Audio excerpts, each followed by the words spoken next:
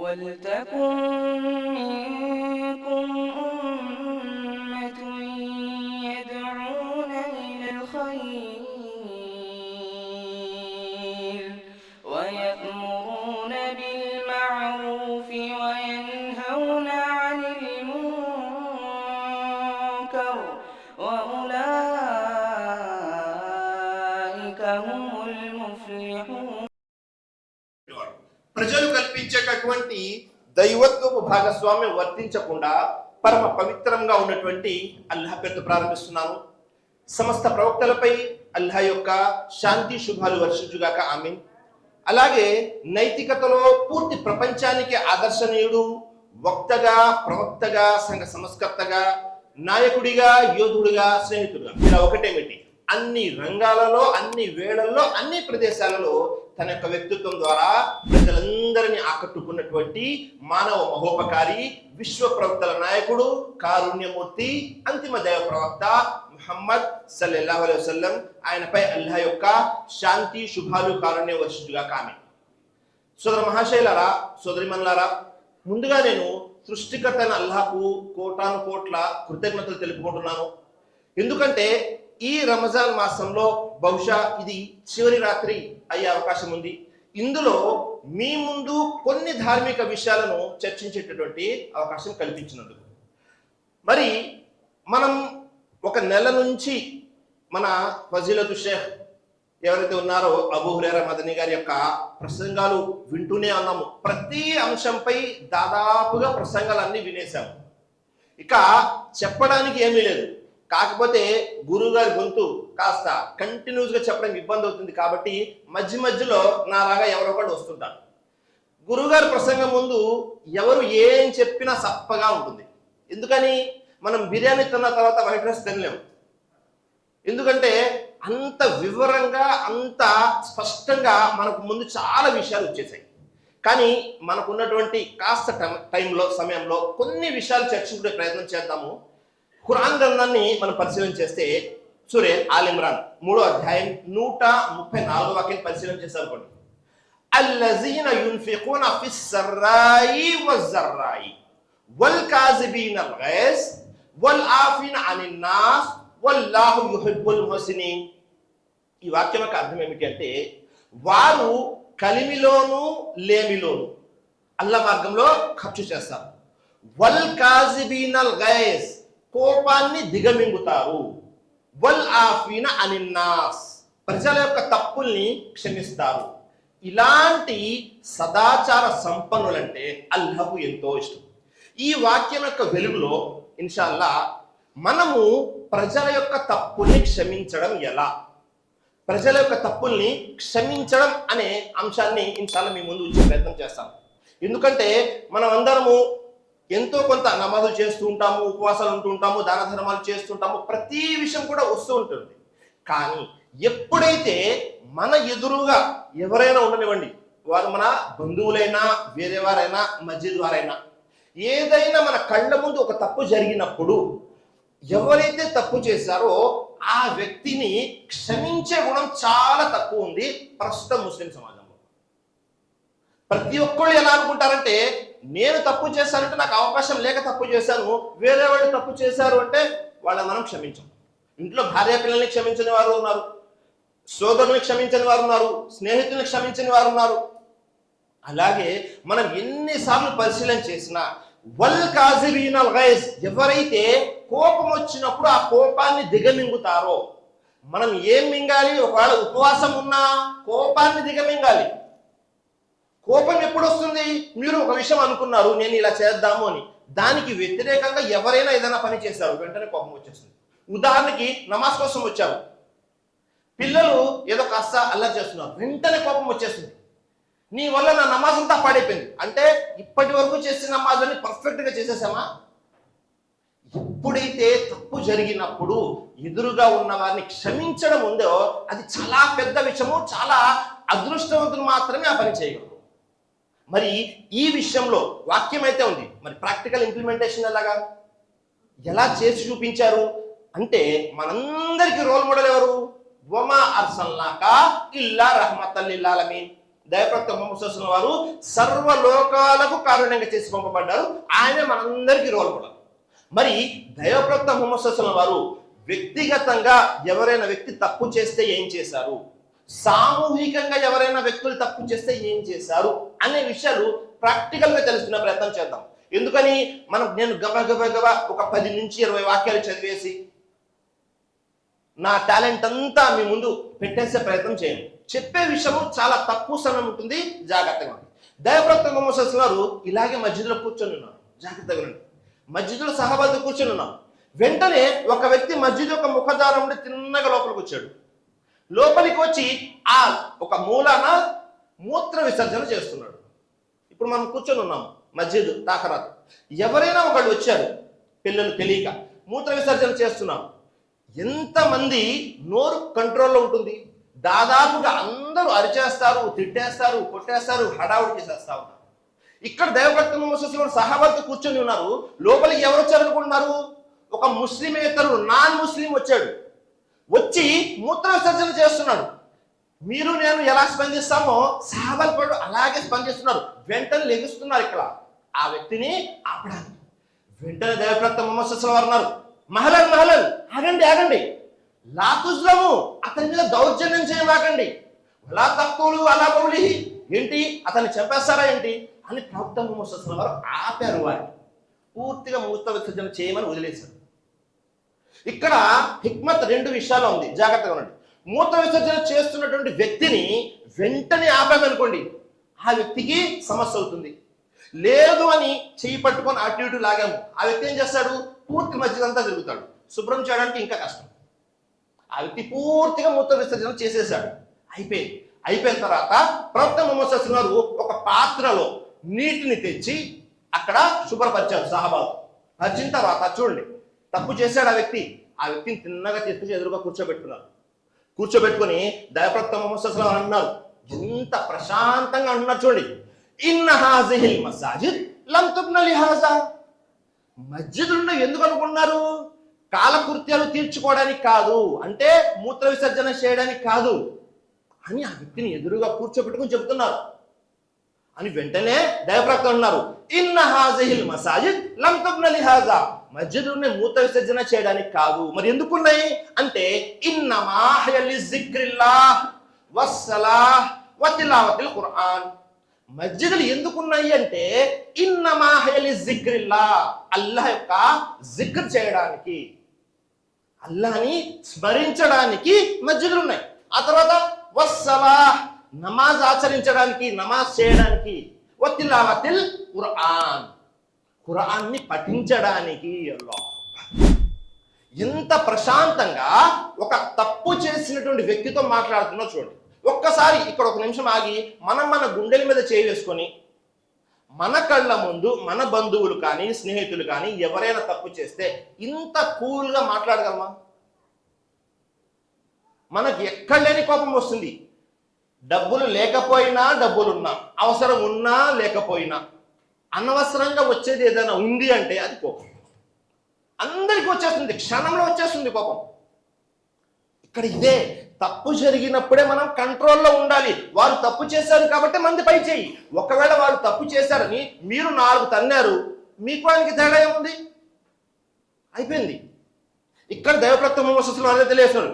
ఎప్పుడైతే దైవప్రవక్త ముహమ్మద్ సల్లల్లాహు ఇంత ప్రశాంతంగా మాట్లాడారో ఆ వ్యక్తి చూడండి వెంటనే అంటున్నాడు, ఏమంటాడు? అల్లాహుమ్మర్హమ్ని వ ముహమ్మద. అంటే అర్థం ఏమిటి? అల్లాహుమ్మర్ హమ్ని, అల్లాహ్ నా మీద, వ ముహమ్మద, ముహమ్మద్ సల్లల్లాహు అలైహి వసల్లం వారి మీద కరుణ చూపల్లా అంటున్నాడు. ఒక అజ్ఞానంగా జాహిలియత్ లో ఆ వ్యక్తి ఏం చేశాడు? మస్జిద్లో మూత్ర విసర్జన చేశాడు. ఎప్పుడైతే దైవప్రవక్త ముహమ్మద్ సల్లల్లాహు అలైహి వసల్లం ట్రీట్ చేసే విధానాన్ని బట్టి ఆ వ్యక్తి వెంటనే 2 చేతుల పైకెత్తి దువా చేస్తున్నాడు, అల్లాహ్ నా మీద, ముహమ్మద్ మీద దయ చూపల్లా సల్లల్లాహు అలైహి వసల్లం అంటున్నాడు.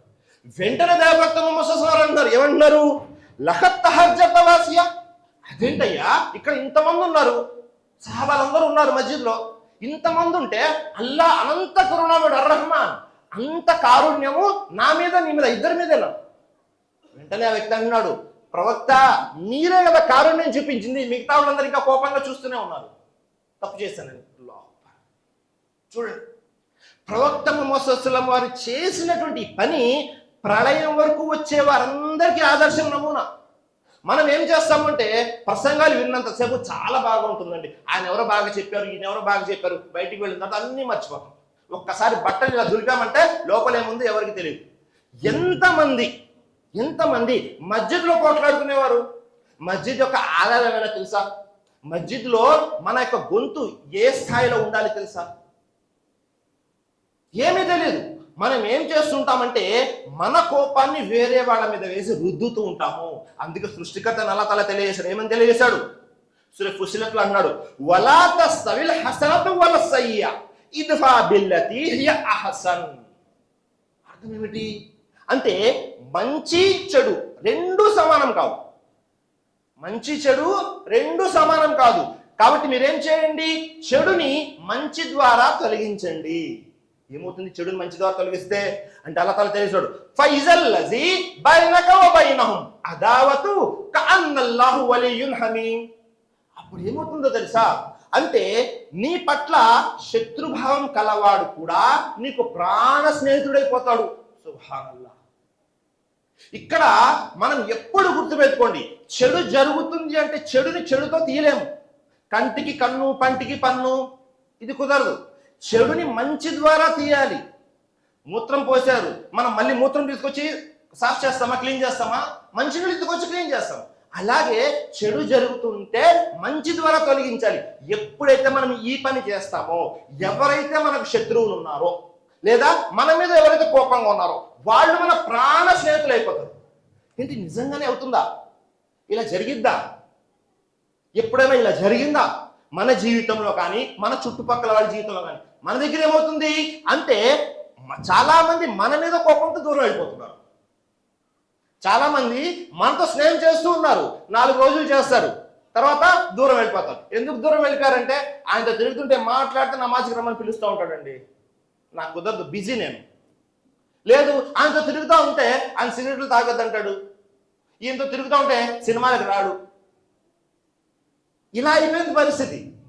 కానీ ఎవరైతే చెడును మంచి ద్వారా తొలగిస్తారో అప్పుడేమవుతుంది, మన ప్రాణాలు తీద్దామని ఎవరైతే శత్రువులు ఉన్నారో వారు మన ప్రాణ స్నేహితులైపోతారు. ఇలా ప్రాక్టికల్ గా జరిగింది కూడా. ఎవరి జీవితంలో? దైవప్రవక్త ముహమ్మద్ సల్లల్లాహు అలైహి వసల్లం వారి జీవితం. దైవప్రవక్త ముహమ్మద్ సల్లల్లాహు అలైహి వసల్లం వారు మదీనాలో ఉన్నారు. అక్కడ చిన్న చిన్న యుద్ధాలు జరుగుతుంటాయి. సుమామా రజల్లాహు అన్హు ఉన్నారు. సుమామా బిన్ ఉసాల్, ఈయన యమామా ప్రాంత నాయకుడు. ఈయన్ని యుద్ధంలో పట్టుకున్నారు, తీసుకొచ్చి ఆనాటి కాలంలో జైలు ఏం లేవు కదా, ఎవరైతే ఖైదీలుగా దొరుకుతారో తీసుకెళ్లి జైలు వేయడానికి మస్జిద్లోనే ఒక గుంజ కట్టేసేవాడు, 2 చేతులు కట్టేసి ఉన్నాయి. ఎవరిని? సుమామా బిన్ ఉసాల్. ఈయన్ని కట్టేస్తే 2 చేతులు కట్టేసి ఉన్నాయి. దైవప్రవక్త ముహమ్మద్ సల్లల్లాహు అలైహి వసల్లం మస్జిద్ లోపలికి వచ్చారు. మస్జిద్ నబవీలో జరిగిన సంఘటన ఇది. మస్జిద్ లోపలికి వచ్చారు. వచ్చి రాగానే అంటున్నారు, ఏమన్నారు? మా ఇందకయ్యా సుమామా నువ్వు ఎలా ఉన్నావు అని అడుగుతున్నావు. సుమామా ఎవరు? శత్రువు, యుద్ధంలో ఖైదీగా దొరికినటువంటి వ్యక్తి. మా ఇందకయ్యా సుమామా నువ్వు ఎలా ఉన్నావు అని అడగగానే సుమామా ఏమంటున్నారు తెలుసా? ఇంతుని మలా షాకిర్ వైన్ తక్కుల్ జాదమిన్. ప్రవక్త జాగ్రత్తగా వినండి, మీరు కనుక నన్ను హతమారిస్తే చాలా వాల్యుబుల్ బ్లడ్ అంటే ఏంటి, చాలా గొప్ప రక్తాన్ని పోగొట్టిన వారు అవుతారు. ఒకవేళ మీరు నన్ను క్షమిస్తే నేను మీ అహసాన్ని మర్చిపోను, మీరు ఏదైతే నాకు చేశారో దాన్ని మర్చిపోను అన్నారు.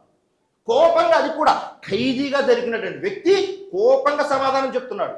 ప్రవక్త ముహమ్మద్ సల్లల్లాహు అలైహి వసల్లం నవ్వుతూ సుమామాకి పాలు తాగించండి అయ్యా అని చెప్పి వెళ్ళిపోయాడు. 2వ రోజు వచ్చారు.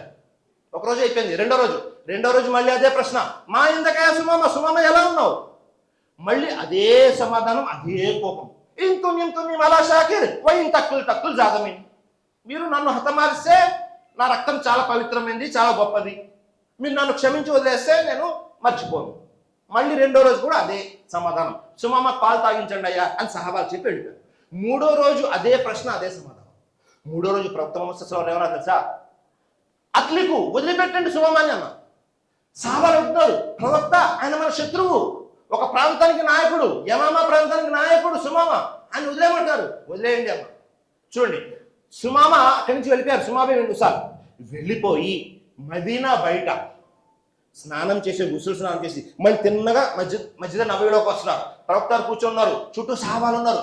సహాబాలు కత్తులు గట్టిగా పట్టుకున్నారు, ఏమైనా దాడి చేస్తాడేమో, అటాక్ చేస్తాడేమో ఆయన అని.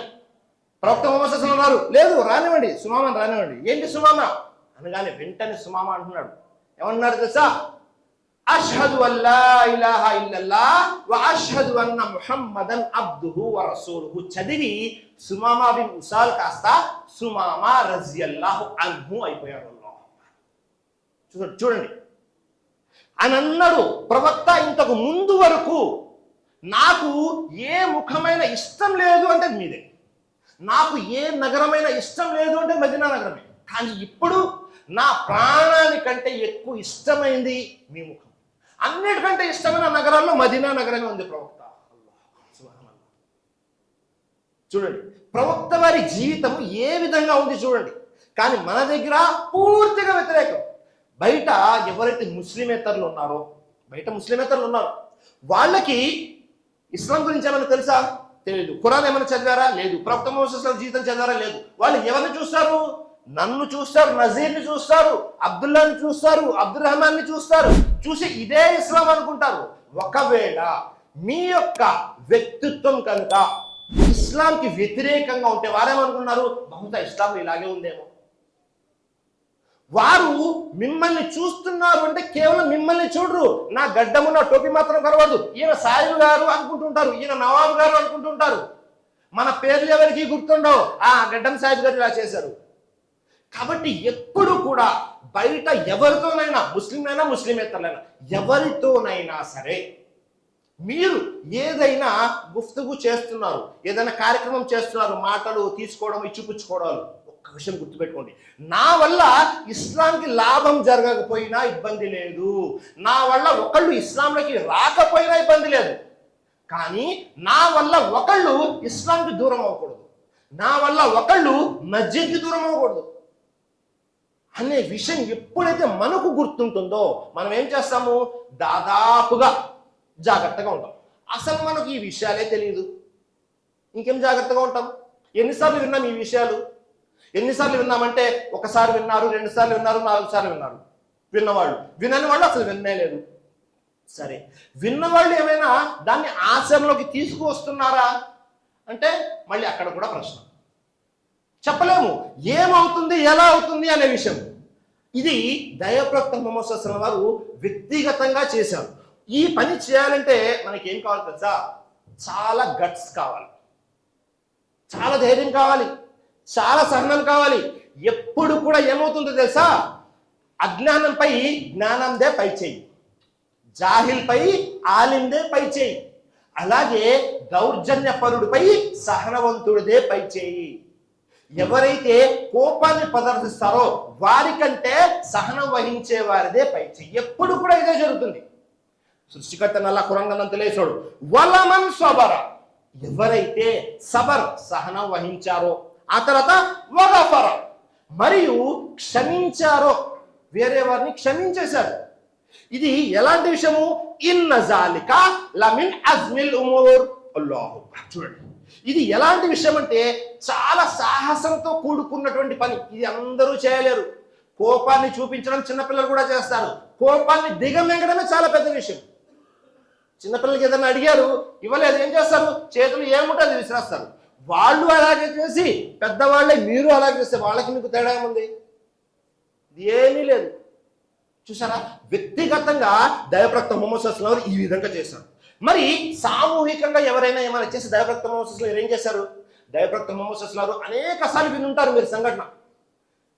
జైద్ బిన్ హారిసా రజల్లాహు అన్హు తీసుకొని దైవప్రవక్త ముహమ్మద్ సల్లల్లాహు అలైహి వసల్లం తాయిఫ్కి వెళ్ళారు. దాదాపుగా 10 రోజులు ఉన్నారు. అక్కడికి వెళ్ళి సహీఫ్ తెగ వారి దగ్గరికి వెళ్ళారు. అబ్దే అలైల్, మసూద్, హబీబ్ అనే నాయకుల దగ్గరికి వెళ్ళారు. అందరికి సందేశం ఇచ్చారు. ఏమని సందేశం ఇచ్చారు? మీ ఆస్తి కాస్త నాకు ఇచ్చేయండి, మీ యొక్క ఖర్జూర తోట నాకు ఇచ్చేయండి అన్నారా? ఏమీ అనలేదు. అందరికి ఇచ్చిన సందేశము ఇస్లాం ధర్మమే సరైనది, మీరు ఇస్లాంలోకి రండి అని ఆహ్వానించారు. ఒక్కళ్ళంటే ఒక్కళ్ళు కూడా ఇస్లాం ధర్మాన్ని స్వీకరించలేదు. స్వీకరించకపోగా ఏం చేశారు? అక్కడున్న పిల్లలు ఉంటారు కదా, అల్లరి మూక, వాళ్ళ చేతుల్లో రాళ్ళిచ్చి పంపించారు, వీళ్ళని తరమండి అని. వాళ్ళు ఈలలు వేస్తూ చప్పట్లు చరుస్తూ గోల చేస్తూ ఏం చేశారో తెలుసా, ప్రవక్త వారి మీద రాళ్ళు విసిరారు. ఎన్ని రాళ్ళు అంటే 1, 2 కాదు. అక్కడికి జైద్ బిన్ హారిసా రజలను వారు అడ్డుగా ఉన్నారు. అయినా దైవప్రవక్త ముహమ్మద్ సల్లల్లాహు అలైహి వసల్లం వారికి పైనుంచి కింద వరకు పూర్తిగా రక్తసిక్తం అయిపోయారు. సరే, అక్కడి నుంచి అలాగే మెల్లిగా వచ్చారు. ఎక్కడికి వచ్చారు? ఖర్నే మనాజిల్ అనే ఒక ప్రదేశానికి వచ్చి కాస్త ఇలా కూర్చున్నారు. కూర్చొని ఇలా ఉన్నారు. అక్కడ వెంటనే దైవదూతలు వచ్చారు. వచ్చి ప్రవక్త ఒక్క ఆజ్ఞ ఇవ్వండి, ఈ 2 కొండల మధ్య ఈ తాయఫ్ నగర వాసులను నలిపి నుజ్జు చేసేస్తాము అన్నారు. ఎవరు? దైవదూతలు. వెంటనే ప్రవక్త ముహమ్మద్ సల్లల్లాహు అలైహి వసల్లం ఏమన్నారు? ఒక్కసారి గమనించండి. మనల్ని ఎవరైనా కొట్టారు, మనల్ని ఎవరైనా తిట్టారు, అతని మీద రివెంజ్ తీర్చుకునే అంతవరకు మనం నిద్రే పట్టదు. పగలు రాత్రి ఒకటే, ఆయన నన్ను కొట్టాడు, ఆయన నన్ను కొట్టాడు, ఈయన నన్ను, ఇదే గోల. దెబ్బ తినడము నా మామూలు విషయమే. మీకు శక్తి ఉన్నప్పటికీ ఎదురుగా ఉన్న వాళ్ళని క్షమించగలగాలి. శక్తి లేక కాదు, మనకంటే పెద్దవాళ్ళు కాబట్టి వదిలేయడం కాదు, మనకంటే చిన్నవాళ్ళు కూడా క్షమించగలగాలి. దైవప్రవక్త ముహమ్మద్ సల్లల్లాహు అలైహి వసల్లం సహాబాలు వచ్చారు, వచ్చి దైవదూతలు వచ్చారు, వచ్చి అడిగారు, ఒక్క ఆజ్ఞ నలిపి నుజ్జు చేసేస్తామని. వెంటనే దైవప్రవక్త ముహమ్మద్ సల్లల్లాహు అలైహి వసల్లం ఏమన్నారు? నేను రహమతల్ లిల్ ఆలమీన్ చేసి పంపబడ్డాను అని చెప్పి దువా చేస్తున్నారు. ఏమని చేస్తున్నారు? అల్లాహుమ్మ ఇలైక అష్కు జూఫ కువ్వతి వ కిల్లత హీలతి వ హవాని అలన్నాస్ యా రహమర్ రాహిమీన్ అంత రబ్బుల్ ముస్తదాఫి వ అంత రబ్బి ఇలా మన్ తకిలూని బైది యతజహముని అమ్ ఇలా అదవు మల్లతుహు అమ్. ఇంకా చాలా పెద్ద దువా ఉంది. గురుగారు వచ్చారు కాబట్టి 2 నిమిషాల్లో ముగిచ్చేస్తాను, జాగ్రత్తగా వినండి. ప్రవక్త ముహమ్మద్ సల్లల్లాహు అలైహి వసల్లం దువా చేస్తున్నారు. ఏమని చేస్తున్నారు? జాగ్రత్తగా వినండి. వాళ్ళు నాశనం అయిపోవాలని, ఇంకేదో అవ్వాలని దువా చేయలేదు. ప్రవక్త ముహమ్మద్ సల్లల్లాహు అలైహి వసల్లం అన్నారు, అల్లా, నేను నా చేతగానితనాన్ని, నా బలహీనతను నీ ముందు వేడుకుంటున్నాను. ప్రవక్త వారి కంటే బాగా మెసేజ్ ఇచ్చేవాళ్ళు ఎవరైనా ఉన్నారా? ఎవరు లేరు. అయినా ప్రవక్త వారు అన్నారు, నా బలహీనత నేను నీ ముందు విన్నవించుకున్నాను. నీవు నన్ను ఎవరికి అప్పగించావు? నా శత్రువులకా? నా మీద నా ప్రాణాలు తీసేవారికా? నన్ను అగౌరవపరిచే వారికి నన్ను అప్పగించావా? అల్లా, బలహీనుల పోషకుడవు నీవు, నా పోషకుడు కూడా నీవే అల్లా. నేను నీ యొక్క శరణు వేడుకుంటున్నాను, నాకు నీ శాంతం కావాలి. నీ యొక్క శిక్ష నాపై రాకముందే నీ ముఖజ్యోతి వెలుగు యొక్క శరణు కోరుతున్నాను. అల్లాహ్ సుబ్హానల్లాహ్. ఒక్కొక్క పదం, ఈ ఒక్క దువాని ఎక్స్ప్లెయిన్ చేయాలంటే దాదాపుగా గంట సేపు చేయొచ్చు. ఒక్క దువా. మనం ఈ దువా ఎప్పుడైనా విన్నామా?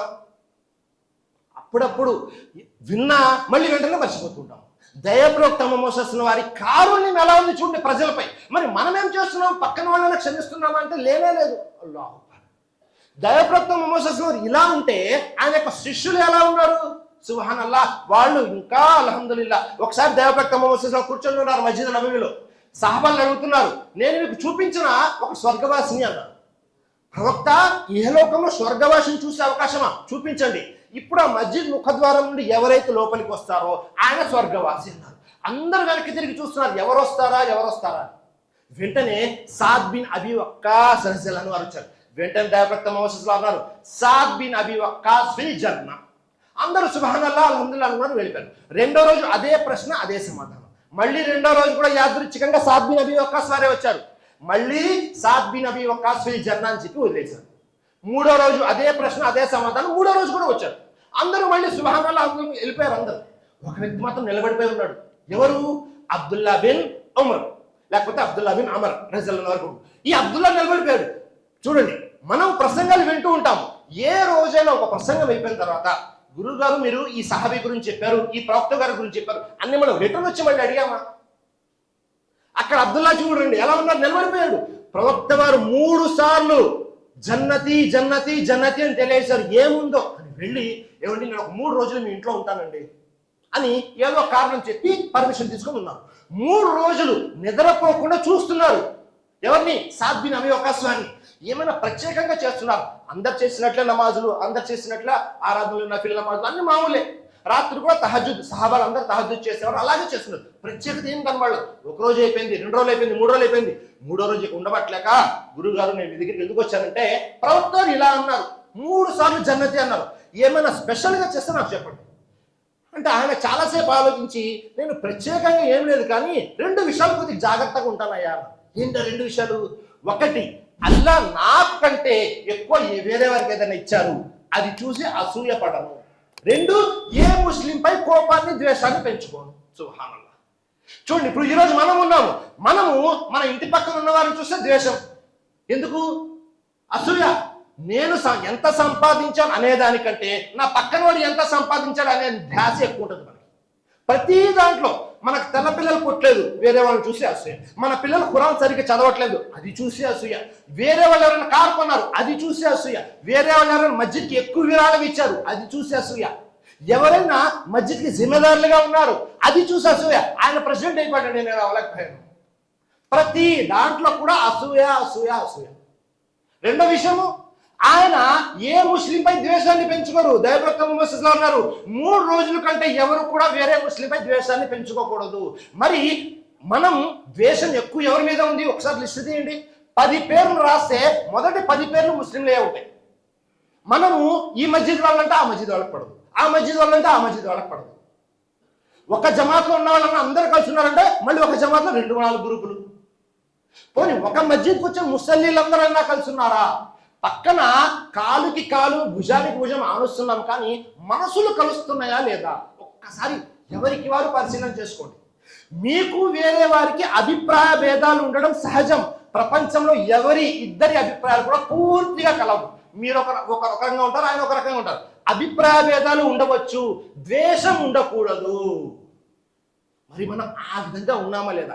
ఈ విషయాలన్నీ కూడా ప్రాక్టికల్గా ఇంప్లిమెంట్ చేయడానికి ఎవరికి వారు పరిశీలన చేసుకోండి.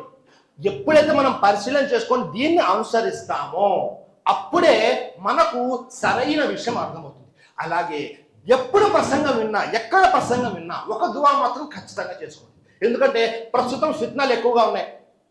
4 మాటలు చెప్పడం వచ్చిన ప్రతి వాళ్ళు కూడా చాలా పెద్ద పెద్ద ప్రసంగాలు చేసేస్తున్నారు. ఎవరి ప్రసంగం విన్నా దువా చేసుకోండి. ఏమని దువా చేసుకోండి? అల్లాహుమ్మా అరినల్ హక్క హక్క వరజుఖ్నా ఇత్తిబా, అల్లాహుమ్మా అరినల్ బాతిల బాతిల వరజుఖ్నా ఇజ్తినాబా. అర్థమేంటి అంటే, అల్లా నాకు సత్యాన్ని సత్యంగా చూపించి దానిపై ఆచరించే భాగ్యాన్ని కలిగించు. అల్లా నాకు అసత్యాన్ని బాతిల్లాగానే అసత్యంగానే చూపించు, దాని నుండి దూరం జరుగు. ఎవరి ప్రసంగం విన్నా, ఏం చదువుతున్నా, ఏం చేస్తున్నా ఈ దువా మాత్రం ఖచ్చితంగా చేసుకోండి సోదరులారా. ఎందుకని అంటే మనము ఎప్పుడు ఎలా డైవర్ట్ అయిపోతామో తెలియదు. ఎందుకంటే ఫిత్నాలు చాలా ఎక్కువగా ఉన్నాయి. మనం ప్రతిరోజు గురువుగారు చెప్తూనే ఉన్నారు, వింటానే ఉన్నాం. ఈ ఫిత్నాల కాలంలో ఈ దువా ఎక్కువగా చేసుకొని మిమ్మల్ని మీరు కాపాడుకోండి, మీ కుటుంబ సభ్యుల్ని కాపాడుకోండి. కాబట్టి అల్లాహ్తో దువా చేస్తున్నాను. ఇంకా చెప్పడానికి అనేక విషయాలు ఉన్నాయి, ఇంకా సమయం సరిపోలేదు. కాబట్టి మరొకసారి ఎప్పుడైనా ఇంకొన్ని విషయాలు చెప్పే ప్రయత్నం చేస్తాను. అల్లాహ్తో దువా చేస్తున్నాను, చెప్పేదానికంటే వినేదానికంటే ఆచరించే సద్బుద్ధిని సౌభాగ్యాన్ని అల్లాహ్ మీకు నాకు మనందరికీ ప్రసాదించుగాక. ఆమీన్. అలాగే ఏ విషయాలైతే ఖురాన్ మరియు సహీ సున్నత్ ప్రకారం ఉన్నాయో వాటిని మాత్రమే ఆచరించే భాగ్యాన్ని కలిగించుగాక. ఆమీన్. మనం ఎలాగైతే ఇక్కడ మస్జిద్లో కూర్చొని ఉన్నామో ఇలాగే జన్నతుల్ ఫిర్దౌస్ లో సహాబాలతో ప్రవక్తలతో కూర్చునే భాగ్యాన్ని కలిగించుగాక. ఆమీన్. ఎవరైతే అప్పుల బాధతో ఉన్నారో అల్లాహ్ వారి అప్పులు తీర్చేటటువంటి మంచి మార్గాన్ని సులభతరం చేయగాక. ఆమీన్. ఈ రంజాన్ మాసంలో ఏవైతే మనము పుణ్యకార్యాలు సత్కర్మలు చేసుకున్నామో అవన్నీ కూడా అల్లాహ్ స్వీకరించుగాక. ఆమీన్. వాఖిరు దావానా అనిల్ హమ్దులిల్లాహి రబ్బిల్ ఆలమీన్. అస్సలాము అలైకుం వరహ్మతుల్లాహి వబరకాతుహు. मोहतरम सामईन व नाज़रीन, आप तमाम हजरात से गुजारिश है कि मरकज़ी जामा मस्जिद के खुतबात और दुरूस को अगर आप सुनना चाहते हैं तो इस चैनल को आप लाइक करें, इसको सब्सक्राइब करें और इसको लोगों तक फैलाने की कोशिश करें। अल्लाह रब्बुल आलमीन हम सब की नेकियों को कबूल करे व जज़ाकुमुल्लाहु खैरा।